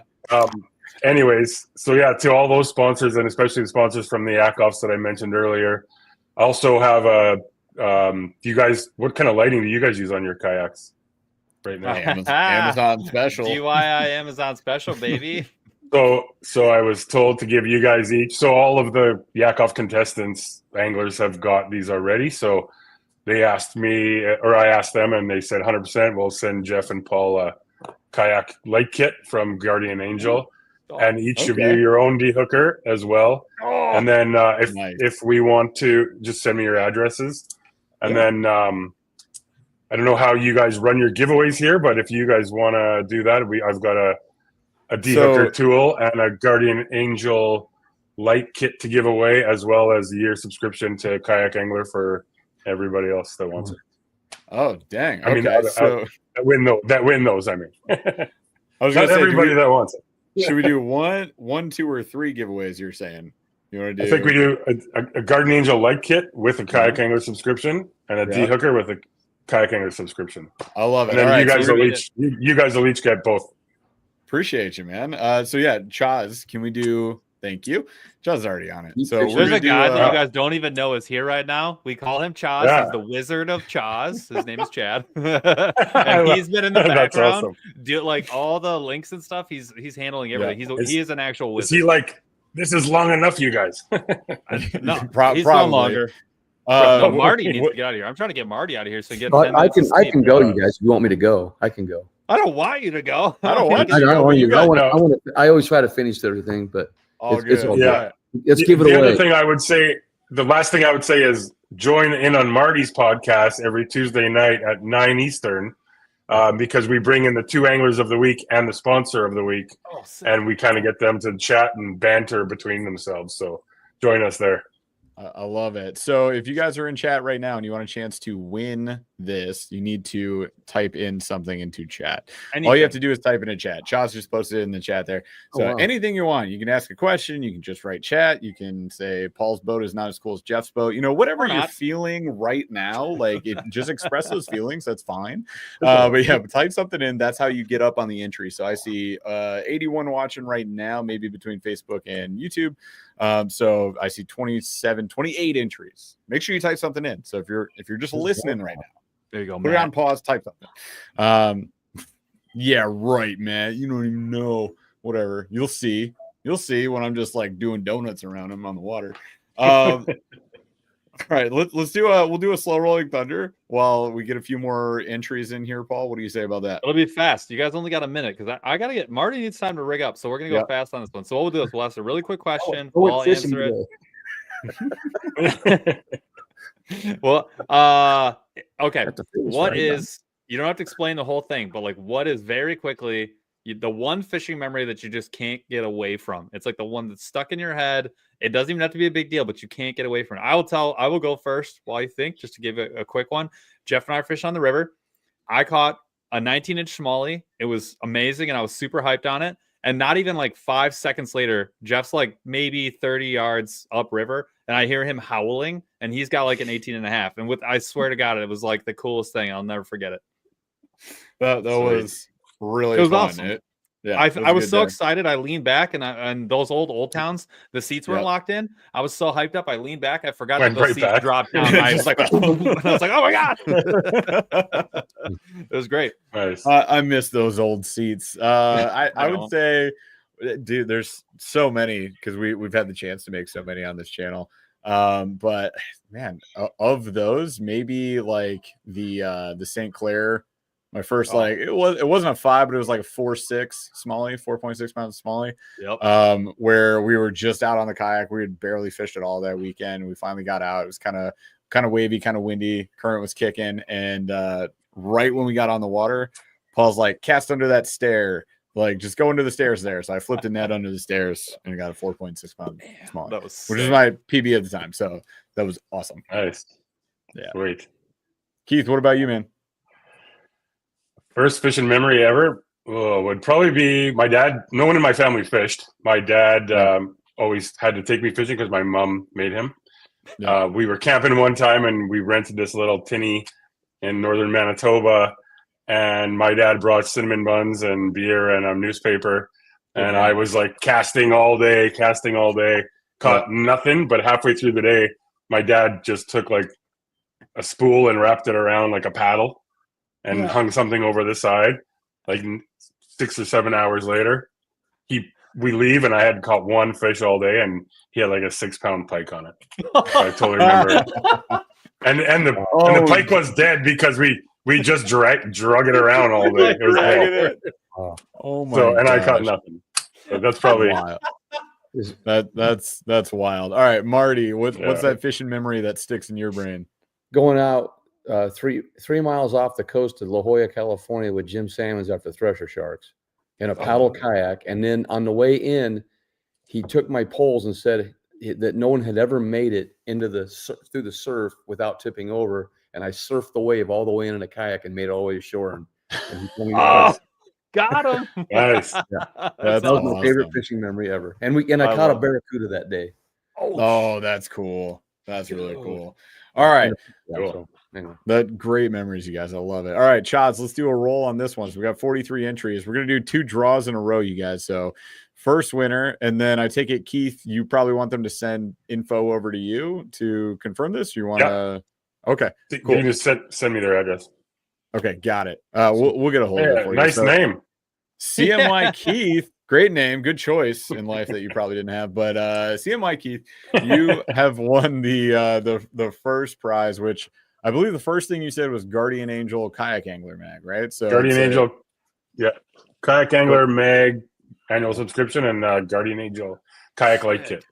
Awesome. So CMY Keith, follow the instructions on the bottom of the screen there, podcast@burleyfishing.com. Send us an email, screenshot of your YouTube profile so we know it's you. Give us your address and we'll ship that off to Keith, other Keith, for you, and we'll take care of that. All right. Yeah. Let's roll again. We got a D-hooker and a year subscription to Kayak Angler Mag.